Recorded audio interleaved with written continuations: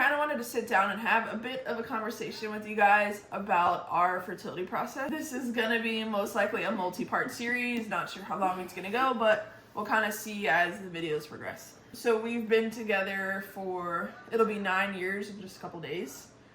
We have a daughter through this process. Her name's Viviana. She is 16 months old now. She's the joy of our life. Yeah, she's the absolute light of our life. She's perfect.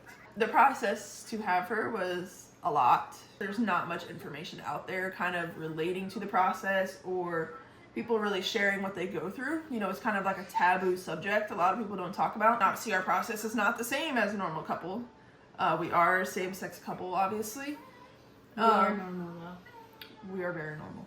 Just because we're same sex doesn't mean that we're not normal. Yeah, you're right. We've discussed having a kid for years.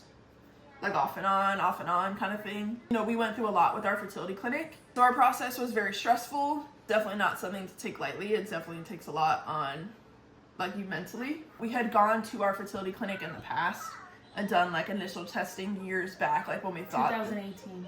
Yeah, so like, was that 7 years ago?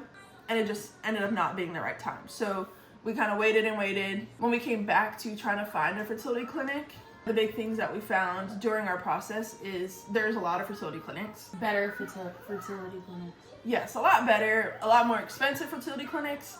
But at the same time, the biggest problem that we found in it was that they didn't inseminate locally to us. They didn't inseminate here. So they may have had an office in Jacksonville or Miami or Tallahassee or wherever else, but they didn't inseminate locally here. So you can do all your testing, all of your blood work, everything here locally, but at the time of insemination, you needed to go to the other clinics. You test high one day and you go in and get inseminated the next day.